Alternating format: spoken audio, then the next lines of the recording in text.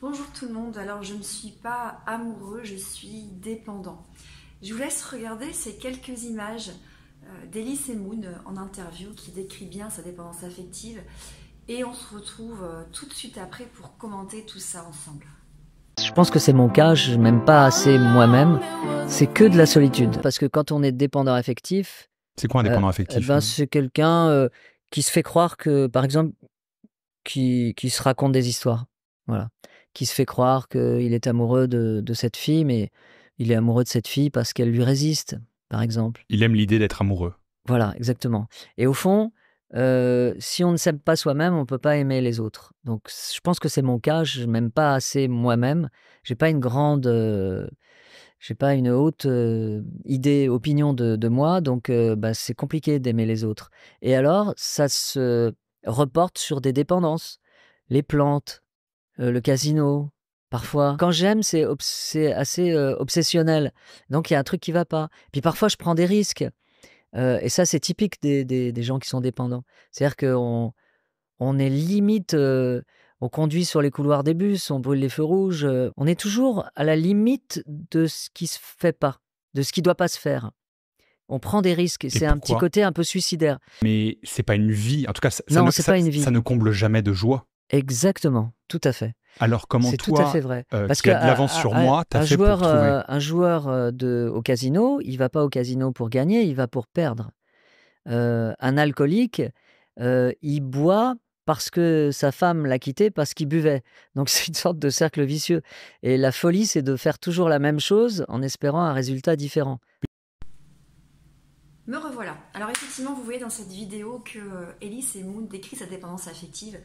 Si vous ne savez pas encore ce qu'est la dépendance affective, j'ai fait beaucoup de vidéos sur le sujet que je vous invite à retrouver sur YouTube. Néanmoins, très rapidement, je vais vous réexpliquer ça. C'est finalement un état émotionnel, la dépendance affective. On ne le retrouve pas dans les SM. Hein. Le DSM, c'est le manuel clinique psychiatrique. En fait, c'est pas ça peut être associé à une pathologie, mais on ne le retrouve pas dans le DSM. C'est plutôt un état émotionnel qui fait que l'on dépend énormément de l'autre. Il y a le terme dépendance, comme on dépendrait d'ailleurs à une substance, dépend énormément de l'autre pour son propre bonheur. On va être totalement addict à l'autre, mais plus par rapport à la sensation que l'autre nous amène en termes de nourriture affective, de réassurance, de sécurité, d'attention et de valorisation.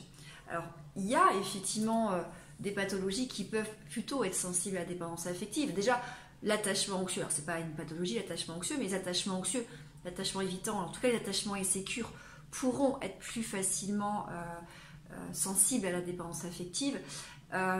Les blessures abandonniques de manière générale. Dans les troubles de la personnalité, on peut retrouver surtout le trouble de la personnalité dépendante, et puis le trouble de la personnalité borderline, peut-être probablement aussi celui l'évitant. En tout cas, voilà, il peut y avoir aussi des pathologies qui vont amener la dépendance affective. Et de manière générale, la dépendance affective, elle se vit surtout dans les sensations corporelles aussi, et surtout ce besoin, cette attente, cette anxiété, ce vide intérieur, ce besoin de rassurance vis-à-vis de l'autre, ce qui crée une vraie addiction vis-à-vis de l'autre. Alors, Elise Moon le décrit très bien, il dit en fait je suis jamais tombé amoureux, je ne sais pas si je suis tombé amoureux, peut-être que je suis tombé amoureux. Il est vrai que souvent quand on est en grande dépendance affective et qu'on a cette carence affective, ce vide intérieur, on va pas tomber amoureux de l'autre, dans le sens où ça pourrait être n'importe qui. Et voilà pourquoi il dit effectivement je suis peut-être jamais tombé amoureux. Vous allez tomber amoureux, addict, accro de la sensation que l'autre va vous amener. C'est-à-dire que si l'autre, le dépendant affectif, parfois aussi il y a des grosses carences affectives, des grosses blessures, c'est quelqu'un qui a une très faible estime de lui, qui ne s'aime pas. Donc dès qu'on va lui donner de l'attention, dès qu'on va lui donner de la valorisation, de l'amour, en fait il est nourri totalement. Et quand il est en crise, ça peut être le cas chez les borderline, dans les troubles dépendants, forcément derrière, il va être addict à la personne qui va le rassurer et va le prendre en charge. Donc, ce n'est pas de l'amour, c'est une dépendance à une sensation corporelle qui peut être de l'attention. Je tombe amoureux parce que là, quelqu'un s'intéresse à moi. Et moi qui pense que je ne suis pas aimable, que je ne suis pas quelqu'un de bien, j'ai quelqu'un qui s'intéresse à moi. Et rien que ça va suffire en fait à ce que je tombe amoureux ou amoureuse de l'autre. Et ça peut être n'importe qui. Ou alors là, je suis pas bien, je suis en insécurité, j'ai une grosse carence. Et là, on m'amène effectivement de la nourriture affective, on m'amène de la réassurance. Et je vais tomber amoureux de ça. Donc ça, c'est le premier point. Et je trouve qu'il l'explique très très bien dans ses vidéos. Le deuxième point qu'il explique, c'est la dépendance. Les dépendances. Moi aussi, là, je vous ai déjà fait plein de vidéos sur le lien entre la dépendance affective et les autres formes de dépendance. Et dans le mot dépendance affective, il y a le mot dépendance. La dépendance affective est une dépendance à l'autre, une addiction à l'autre, au même titre que l'on est addict à l'alcool, à une substance, à un comportement qui peut être le jeu, le porno, le travail, le work alcoolique, le sport avec la bigorexie. Et effectivement, bien souvent, quand il y a de la dépendance affective, il y a d'autres dépendances. Je vous l'ai dit, je l'ai souvent remarqué, les dépendances fonctionnent ensemble. Le jour où le dépendant affectif perd sa figure d'attachement ou sa figure de dépendance, il va très très vite basculer dans une autre dépendance. Et d'ailleurs, il va jouer comme ça sur les différentes dépendances. Et puis, il y a aussi autre chose qui est très bien commenté dans la vidéo de Daily Moon, c'est les prises de risques. Excusez-moi, je suis un petit peu enrhumée. Hop, voilà, c'était vite fait. La prise de risque, parce qu'effectivement, un dépendant affectif, alors il y a deux cas de figure. Le dépendant affectif, il peut tout à fait être la victime d'un manipulateur, d'une manipulatrice, qui vont très vite reconnaître en lui, identifier les failles, donc les failles en carence affective, les failles en réassurance. Et si en face, vous avez quelqu'un de malveillant, il peut forcément derrière tourner ça à son profit et puis abuser de l'état de dépendance affective, rendre l'autre encore plus accro, rendre l'autre encore plus dans cet état de dépendance affective. Par contre, le dépendant affectif peut aussi prendre énormément de risques et faire beaucoup de mal, probablement de manière plus involontaire.